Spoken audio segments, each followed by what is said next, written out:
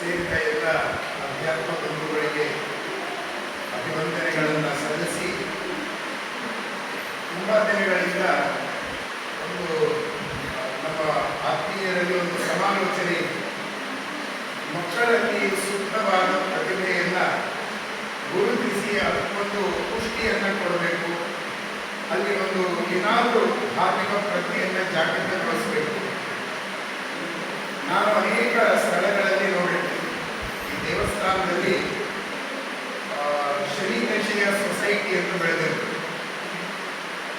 7.5 ವರ್ಷ 7.5 ಆರಂಭವಾಯಿತು ಅಂತ ಏನಾದರೂ ಜ್ಯೋತಿಷ್ಯದಲ್ಲಿ ಅವರಿಗೆ ಗೊತ್ತಾದರೆ ತಕ್ಷಣ ತಮ್ಮ ಸಮೀಪದ ಒಂದು ಕಾಲೋನಿಯ ದೇವಸ್ಥಾನವನ್ನು ಬುಕ್ ಮಾಡುತ್ತಾರೆ. ಅಲ್ಲೊಂದಿಷ್ಟು ಜನ ಈ ಶನಿಕಾಲದ ದಶೆಯಲ್ಲಿ ಇರುವಂಥವರೆಲ್ಲ ದೇವಸ್ಥಾನಕ್ಕೆ ಬರ್ತಾ ಇದ್ದಾರೆ. ಆಮೇಲೆ ಒಂದು ಶನಿವಾರ ಒಬ್ಬರು ಬರಲಿಲ್ಲ ಅಂತ ಇಟ್ಕೊಂಡು ಇವರು ಕೇಳ್ತಾರೆ, ಯಾಕೆ ಈ ಸರಿ ನೀವು ಬರಲಿಲ್ಲ? ನಮ್ಮ ಶನಿಕಾಲ ಮುಗಿದಾಯಿತು. ಮುಗಿದಾಯಿತು ಅಂದರೆ ನಮಗೂ ದೇವಸ್ಥಾನಕ್ಕೂ ನೀವು ಮುಗಿತು. ಇದು ನಾವು ಮಾಡಿಕೊಂಡ ಮಾನಸಿಕವಾದಂತಹ ಒಂದು ಅಜ್ಞಾನದ ಕಲ್ಪನೆ. ಯಾವುದೂ ನಮಗೆ ಕೆಟ್ಟದಲ್ಲ, ಯಾವುದೂ ನಮಗೂ ಒಳ್ಳೆಯದಲ್ಲ, ಎಲ್ಲವೂ ನಮ್ಮ ಮನಸ್ಸಿನ ಭಾವನೆ ಮೇಲೆ ಇರುವಂತಹ. ನಾವು ನಮ್ಮದೇ ಆದಂತಹ ಕಲ್ಪನೆಯಲ್ಲಿ ನಮ್ಮ ಹಿರಿಯರು ಕೊಟ್ಟ ಒಂದು ಮಾರ್ಗದರ್ಶನ, ಅದರಂತೆ ಜೀವನ ಮಾಡುವಂತಹ ಒಂದು ಹೊಣೆಗಾರಿಕೆ ನಮ್ಮ ಮೇಲೆ ಇದೆ. ನಮ್ಮ ಜವಾಬ್ದಾರಿಯನ್ನು, ನಮ್ಮ ಸಮಾಜದ ದೊಡ್ಡ ಜವಾಬ್ದಾರಿಯನ್ನು ದೇವರು ನಮಗೆ ಕೊಟ್ಟಿದ್ದಾರೆ. ನಾವು ಹೇಗೆ ಈ ಸಮಾಜದಿಂದ ಉಪಕೃತರಾಗಿರ್ತೇವೆ, ಹಾಗೆ ಸಮಾಜಕ್ಕೂ ನಾವು ಉಪಕಾರ ಮಾಡಬೇಕಾದ್ದು ನಮ್ಮ ಧರ್ಮ. ನಾವು ಬೆಳೀತಾ ಇದ್ದಾಗ ಸಮಾಜದ ಅನೇಕ ವರ್ಗದವರು ನಮಗೆ ಸಹಕಾರ ಮಾಡಿರ್ತಾರೆ. ನಾವು ಬೆಳೆದ ಮೇಲೆ ಅದನ್ನು ಋಣಾತ್ಮಕವಾಗಿ ಸಮಾಜಕ್ಕೆ ಮತ್ತೆ ನಾವು ಕೊಡಬೇಕಾಗ್ತದೆ.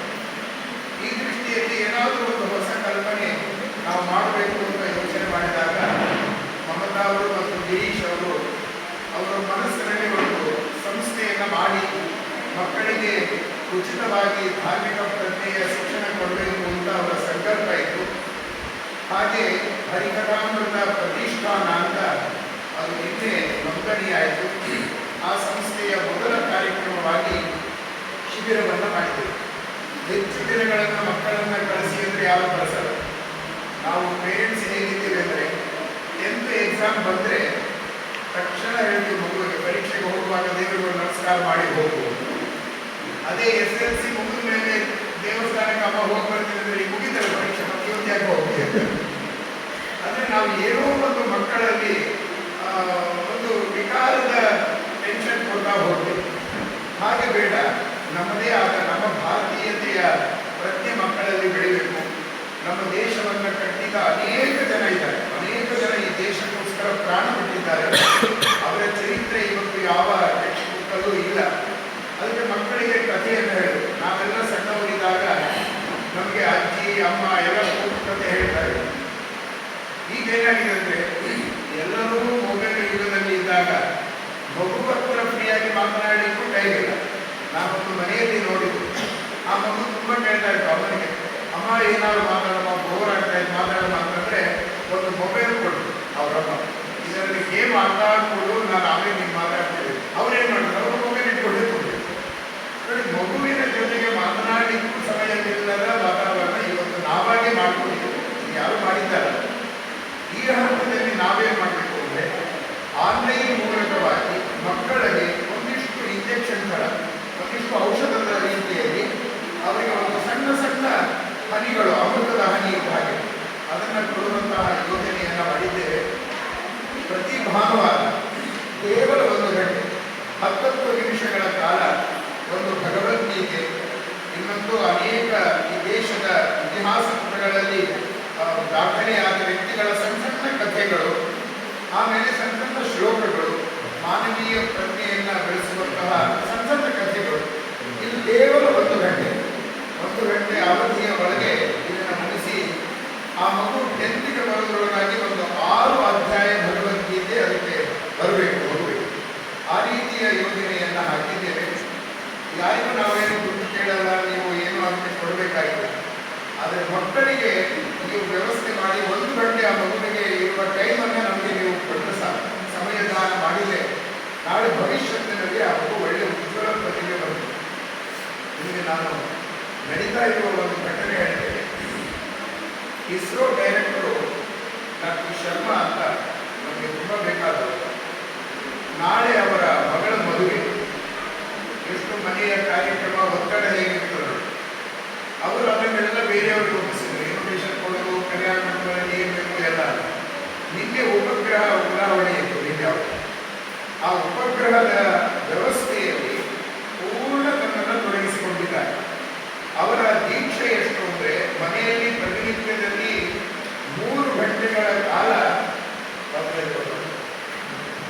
ಇವತ್ತಿನ ನಮ್ಮ ಕಾರ್ಯಕ್ರಮದ ಮುಖ್ಯಾತಿಥಿಗಳು ವಾದರಾಜ ಆಚಾರ್ಯ ಅಂತ, ಅವರು ಶ್ರೀನಿವಾಸ ಉತ್ಸವ ಬಳಗ ಅಂತ ದೊಡ್ಡ ಸಂಸ್ಥೆ ಅಲ್ಲ, ಅವರು ಸರಿ ಶ್ರೀನಿವಾಸ ಉತ್ಸವ ಬಳಗ ಅಂತ ನಮ್ಮ ನಾಡಿನಲ್ಲಿ ಅನೇಕ ಸ್ಥಳಗಳಲ್ಲಿ ಶ್ರೀನಿವಾಸ ಕಲ್ಯಾಣ ನಡೀತದೆ. ಬಹಳ ದೊಡ್ಡ ಕಾರ್ಯಕ್ರಮ ಶ್ರೀನಿವಾಸ ಕಲ್ಯಾಣ ಅಂತ. ಅದರ ಮುಖ್ಯಸ್ಥರು ಅನೇಕ ಕಾರ್ಯಕ್ರಮ ಮಾಡ್ತಾರೆ. ನ್ಯಾಷನಲ್ ಕಾಲೇಜು ಉತ್ತರಾದಿ ಮಠದಲ್ಲಿ, ಆ ಉತ್ತರಾದಿ ಮಠಕ್ಕೆ ಹೋದವರು ಗೊತ್ತಿರ್ತಾರೆ, ಒಂದು ಏಕಶಿಲಾ ಪುರಂದರದಾಸರ ವಿಗ್ರಹ ಇದೆ. ಆ ವಿಗ್ರಹವನ್ನು ಕೊಟ್ಟು ಅಲ್ಲಿ ಪ್ರತಿಷ್ಠಾಪನೆ ಮಾಡಿಸಿದವರು ಅವರ ಸಂಸ್ಥೆ ಇದೆ.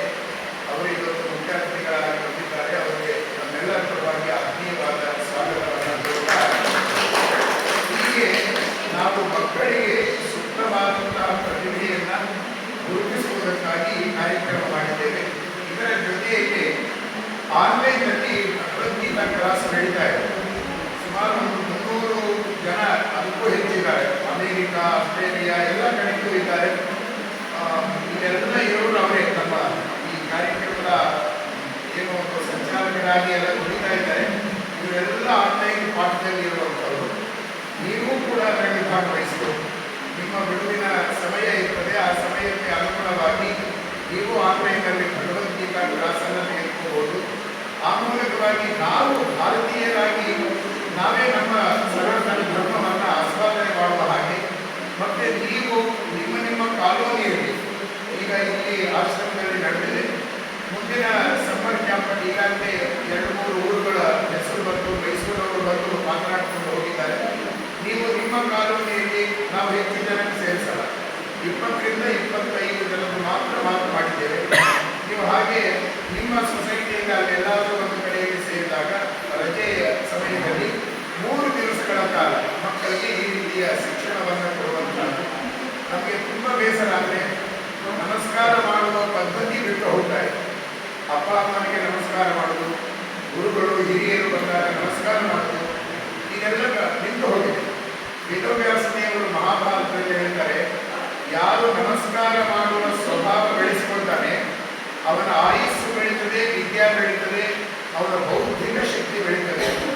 ಇದೆಲ್ಲವೂ ನಮ್ಮ ಹಿರಿಯರು ಮಾಡಿಕೊಟ್ಟಂತಹದ್ದು. ಅದಕ್ಕೆ ನಿಮ್ಮೆಲ್ಲರ ಸಹಕಾರದಲ್ಲಿ ಈ ಮಕ್ಕಳಿಗೆ ನಾವೇನೋ ಒಂದು ಸಂಸ್ಕಾರದ ಒಂದು ಯೋಜನೆಯನ್ನು ಹಾಕಿದ್ದೇವೆ. ಸಂಸ್ಕಾರದಲ್ಲಿ ತುಂಬ ಮಡಿವಂತಿಕೆ ಮಾಡ್ತೀವಿ ಅಂತ ಹೇಳ್ಬೋದು. ಕೆಲವೊಮ್ಮೆ ಹೇಳ್ತಾರೆ, ದೇವಸ್ಥಾನದ ಅಟ್ಯಾಚ್ಮೆಂಟ್ ಬೇಡ ನಮ್ಮ ಮಕ್ಕಳಿಗೆ. ಇದು ಹಾಗಲ್ಲ, ದೇಶದ ಅಟ್ಯಾಚ್ಮೆಂಟ್.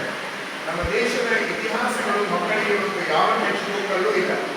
ಹಾಗಾಗಿ ಮಕ್ಕಳಿಗೆ ಈ ದೇಶದ ಒಂದು ಸಂಸ್ಕೃತಿ ಏನು, ಈ ದೇಶದ ರಾಜರುಗಳೇನು, ಅವರ ಬಗ್ಗೆ ಒಂದು ಚರಿತ್ರೆಯ ಪಾಠವನ್ನು ಮಾಡುವಂತಹ ಯೋಜನೆಗೆ ಇದೆಲ್ಲ ಕೈ ಜೋಡಿಸಬೇಕು ಅಂತ ಹೇಳಿಕೊಳ್ತಾ, ಇದಕ್ಕಾಗಿ ಬಹಳ ಶ್ರಮಪಟ್ಟು ಹಗಲು ರಾತ್ರಿ ಅದಕ್ಕಾಗಿ ದುಡಿತಾ ಇದ್ದಾರೆ ಗಿರೀಶ್ ಮತ್ತು ಮಮತಾ ಅವರು. ಅವರಿಗೆ ಇದೆಲ್ಲರ ಪರವಾಗಿ ನಾನು ಅಭಿನಂದನೆ ಅದನ್ನು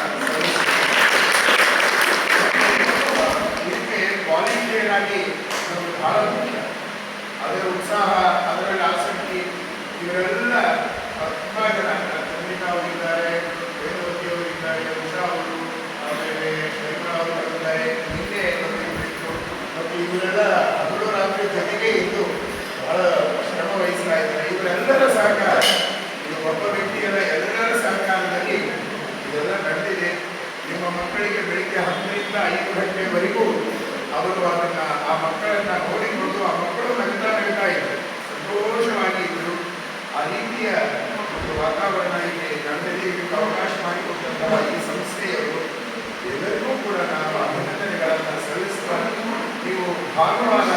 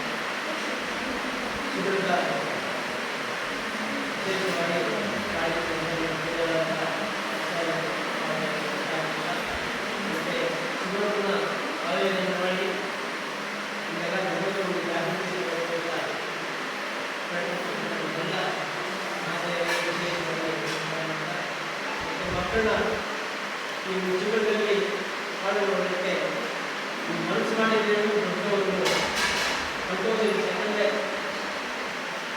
ಇದು ನಮ್ಮ ಧರ್ಮದ ಬಗ್ಗೆ ಹಿಂದೂ ಧರ್ಮದ ಬಗ್ಗೆ ಅನೇಕ ಥರದ ಆಕ್ರಮಣ ನಡೀತಿರುತ್ತೆ.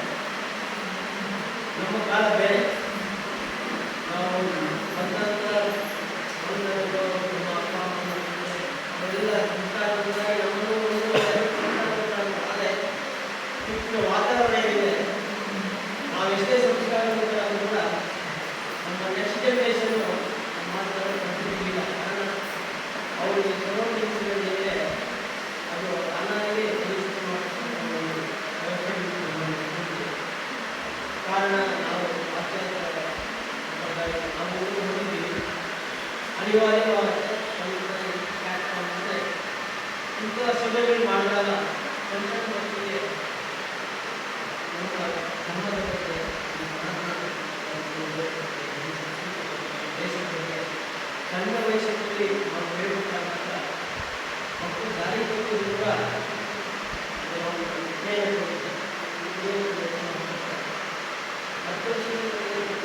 ಸಂಸ್ಕಾರ ಮಾಡಿದಾಗ ಏನಾಗ್ತದೆ,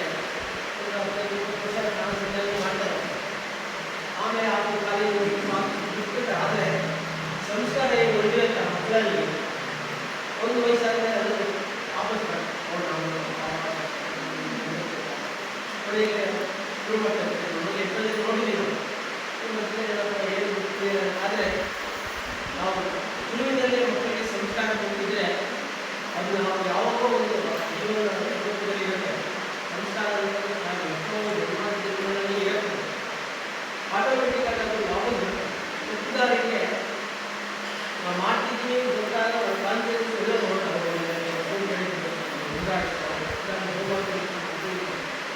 ಸಕಾಲವಾದ ಕಾಲ ಬೇರೆ ದೊಡ್ಡವರಾದರೂ ಸಂಸ್ಕಾರ ಅನಿವಾರ್ಯ ಯಾರೇನು ಮಾಡ್ತಾರೆ ಅವ್ರು ಪಾಠ ಮಕ್ಕಳು ಬೆಳೆಸಿದಾಗ ನಿಜವಾಗ್ಲೂ ನಾವು ನೆಕ್ಸ್ಟ್ ಜನರೇಷನ್ ನಾವೆಲ್ಲ ಪರವಾಗಿಲ್ಲ, ನೆಕ್ಸ್ಟ್ ಜನರೇಷನ್ ಭಾಳ ಕಷ್ಟ ಆಗುತ್ತೆ. ನಮ್ಮ ಮಕ್ಕಳು ನಮ್ಮ ಲೋಕಲ್ ಸಂಸ್ಕಾರ ಮಾತ್ರ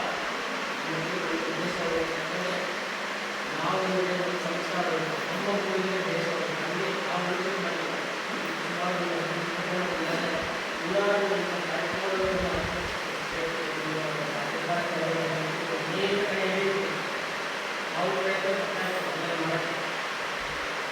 ಸಮಾಜ ಸೇವೆ ಅಂದರೆ ನಾವು 3 ಜನ ಕರೆದಾಗ 5 ಜನ ಬಂದಾಗ ಸಂತೋಷ, 3 ಜನ ಕರೆದಾಗ 10 ಜನ ಬಂದು ಅದಕ್ಕೆ ನಾವು 10 ಜನ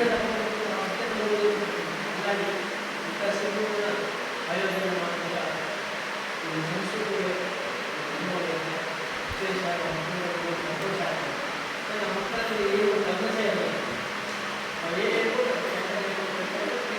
ಒಳ್ಳೆಯ ಸಿಂಧೂರಿನ ಆಯೋಜನೆ ಎಲ್ಲರೂ ಕೂಡ